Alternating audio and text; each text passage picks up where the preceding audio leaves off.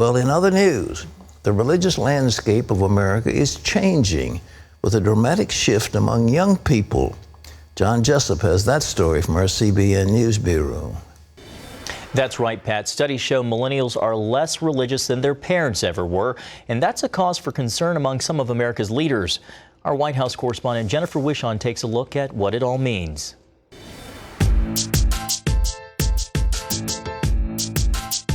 Despite our judeo-Christian roots, fewer Americans are identifying as Christians, while the number of Americans with no religion is growing at a record pace. Pew Research first surveyed more than 35,000 Americans about their religious views in 2007, then repeated the study 7 years later. During that time, those who call themselves Christians dropped nearly 8%, driven by declines among mainline Protestant and Catholic congregations. Non-Christian faiths inched up ever so slightly, just over 1%. At the same time, though, Americans who say they're atheist, agnostic, or so-called religious nuns jumped by more than 6%, making the nuns now nearly 23% of the population. 3 Christian U.S. senators, 2 Democrats and 1 Republican, recently talked about this change and the role faith plays in their jobs as elected leaders. I've struggled in 22 years in public life for sort of how to be a religious person in the world that I'm in. And what I've decided is I should just be authentically who I am, and much like I would share that I'm interested in the Kansas City Chiefs or love baseball and camping, if I would share that, or if I would share that I'm married and have 3 children, why wouldn't I share the most important thing about me? Oklahoma Senator James Lankford says the nation is becoming increasingly uncomfortable with expressions of faith. I tell people all the time that faith is faith when it permeates every part of who you are. If your faith only matters to you on weekends, that's really not a faith, that's a hobby. And you can have a hobby, that's okay, but if it's a faith, it affects how I treat my wife, it affects how we treat each other, it affects how I drive, it affects how I interact with other people.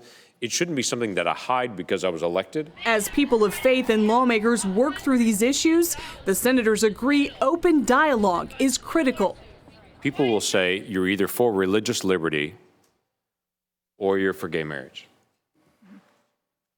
Or they'll say if you support religious liberty, then you're anti-gay.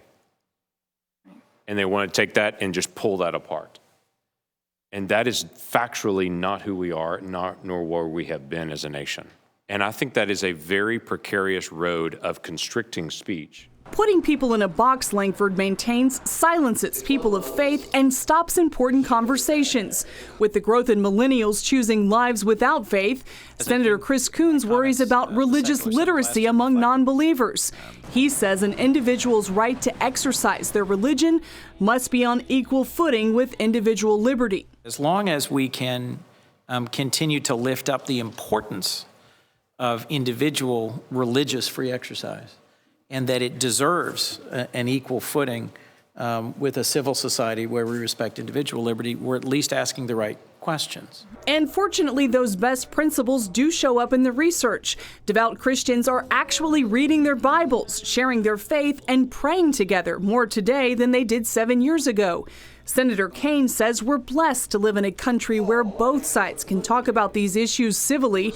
That keeps America as a beacon to parts of the world where there is no peaceful approach to separate religious beliefs. Jennifer Wishon, CBN News, Washington.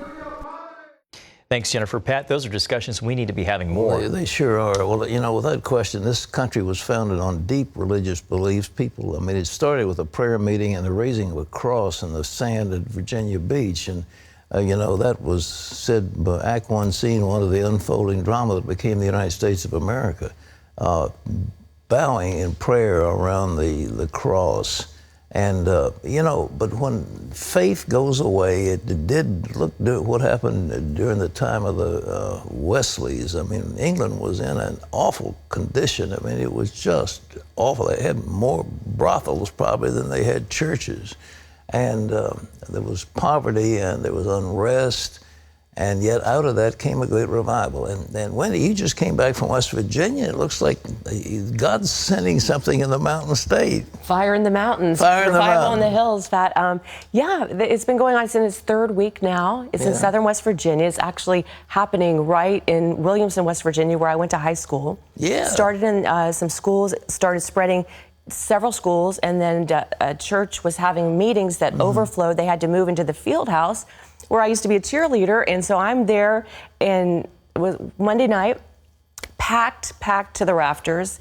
An evangelist from Tennessee was there. A young evangelist named Matt Hartley was there preaching, and I interviewed. This is how I believe it. This is why I believe it's real, because when people say we're having revival meetings all the time. But because it's happening outside the church, it's happening in the schools, it's happening in the workplace. I met a young girl who said, my husband got saved today at work with some other men praying, and he wasn't even at the meeting. She says, I've been praying for him for 7 months. Wow, so I believe something's happening in the mountains, yeah. Well, and that story's coming later this week. Yeah, go tell it on the mountain. So it's coming. But ladies and gentlemen, God's not going to leave this country alone, and we will have, whatever happens to the young people, there will be suddenly an outburst of fire. We're seeing at a Regent University 300, 400, 500, 600 young people on Thursday night in a voluntary prayer. They're crying out to God, crying out to the Lord, repenting of their sins. So don't write this country off, folks. God's not finished with us by a long shot.